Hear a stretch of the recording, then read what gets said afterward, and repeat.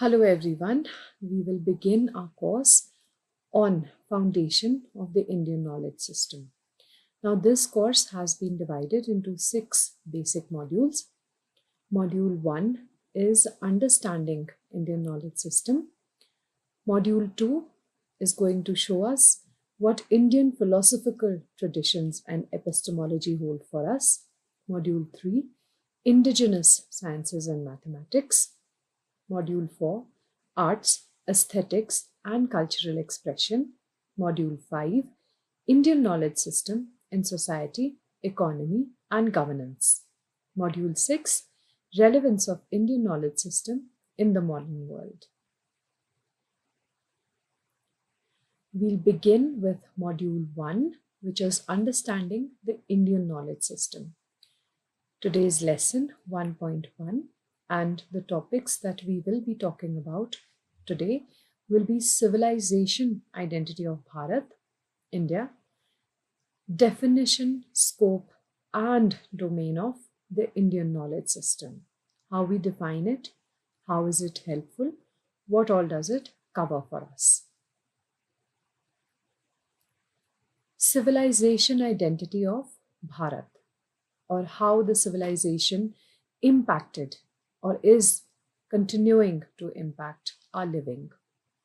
The Indian knowledge system, IKS, define Bharat's civilization identity as a deeply rooted, continuous and holistic tradition that has evolved over millennia, encompassing a vast and diverse body of knowledge, philosophy, science, arts and spiritual practices. So pretty much everything that we are living with.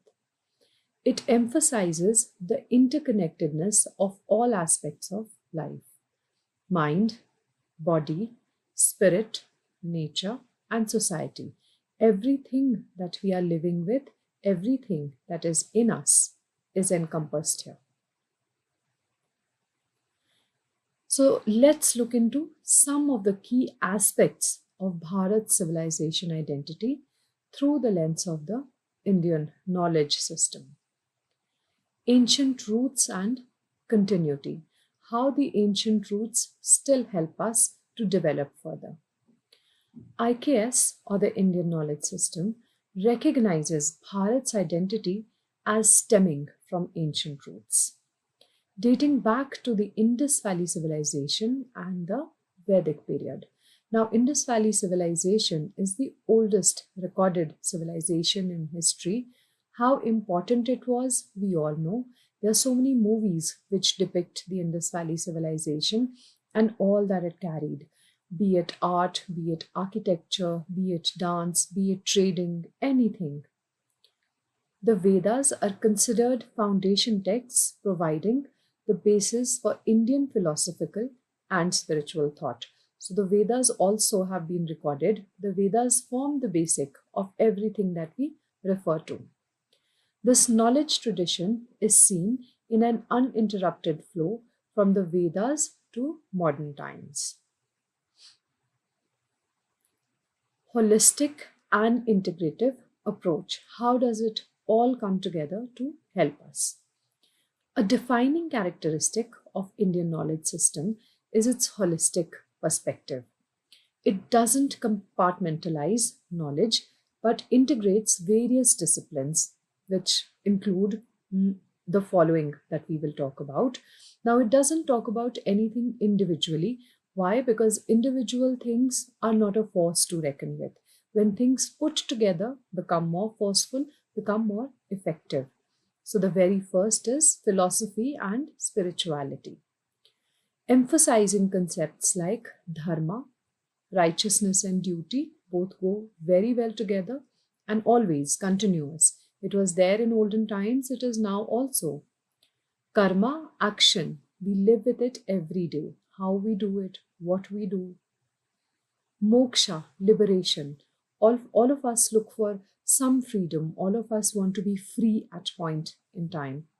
So it talks about moksha and liberation in our lives, and the pursuit of truth through various philosophical schools. Darshana, like Vedanta, Nyaya, Yoga, the concept of Vasudeva Kutumbakam, the whole world is one family, is the thought of Vasudeva Kutumbakam. It reflects the interconnectedness. So we need to talk about holism, holistic approach, be it us, be it our families, be it everything that is around us, the society. Sciences and mathematics were there then and are now also. Significant contributions in fields like astronomy, mathematics, example, the concept of zero and the decimal system, which is very important. It was developed then and we are still continuing to use it. Medicine, Ayurveda, the roots were already there, but it is now that we have more rigorously started to follow it. Why? Because it's its natural way of medicine. Metallurgy, engineering, Sthapatya Veda, and logic. Arts and culture. Rich traditions in music, Gandharv Veda, dance, literature, including epics like Ramayana and Mahabharata. Ramayana and Mahabharata, we have been reading, been watching, so all ancient. Architecture and other forms of artistic expression. Governance and ethics. Principles of governance and laws as seen in texts like Kautilya's Arthashastra, emphasizing ethical conduct and societal well-being. So in the Arthashastra, Kautilya in Chandragupta's time was a courtier, and he made and formulated this so that the kingdom could do well and the kingdom could progress. Emphasis on experiential wisdom, anubhava. Whatever we experience, we take that as a learning. Whatever we experience becomes a better way of learning. IKS is not merely theoretical, but is deeply rooted in experiential wisdom and practical application. Knowledge is meant to lead to shiksha, refinement, and contribute to ethical living and well-being. All of us, when we get educated, there's so much of refinement that comes into our perspectives. Our ways of living are refined, our ways of thinking are refined. Diversity with unity. Bharat's identity, as viewed by Indian knowledge system, thrives in its diversity. While there's a common cultural thread and underlying principle, IKS celebrates the varied customs, languages, and traditions across different regions of India. We are such a larger region, and we all know that we all belong to different segments of India. So we have our own customs, our own dialects, our languages, and yes, of course, our own traditions, whether they are societal traditions, whether they are religious traditions, but yes, they have been there and they are still there with us. Knowledge as a purifier and liberator.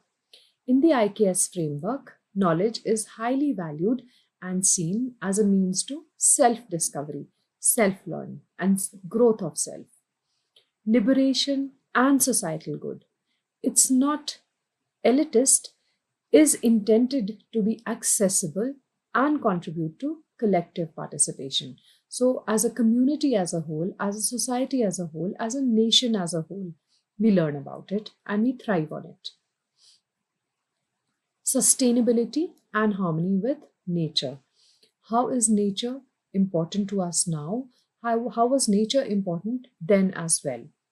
So IKS promotes a worldview that emphasizes living in harmony with nature and offers sustainable solutions to environmental and societal challenges. So had our ancient people not been able to discover sustainability, we would not have the earth with us for now. So we need to also work on sustainability and harmony as an ongoing process. So in essence, if we combine everything and we just take out the gist, let's see what it talks to us. The IKS perspective on Bharat civilization identity is one of a vibrant, very happening, resilient, firmness, and profound civilization that has consistently sought a balanced approach. Integrating science with spirituality goes hand in hand. Tradition with modernity. We are living with traditions and our modern ways. And individual excellence with collective well being. When we grow, the society, the world grows with us. It seeks to reclaim and integrate the rich heritage into contemporary discourse and education to foster a Viksit Bharat, a developed India, and an intellectual renaissance. So, don't we all want to be in a country which is developed? We all do. So, we need to work towards it, continue to work towards it. Definition, scope, and domain of IKS. Definition of IKS. IKS is a comprehensive term encompassing the collective intellectual heritage, the scientific discoveries, philosophical insights, artistic expressions, social practices, and ethical frameworks that originated and flourished in India. So, all these have just not been developed now. They have been there and they have been the foundation to what has been developed so far. It includes knowledge preserved in both written texts like ancient manuscripts, scriptures, and treaties, and oral traditions passed down through generations. When our older people share their value and their knowledge, it comes down to us. What does the scope of the Indian knowledge system include? Let's see. The very first is holistic education, promoting interdisciplinary learning that connects various subjects like science, philosophy, arts, and ethics. So, all of them are connected, and without any of them, the other doesn't progress, the other doesn't happen.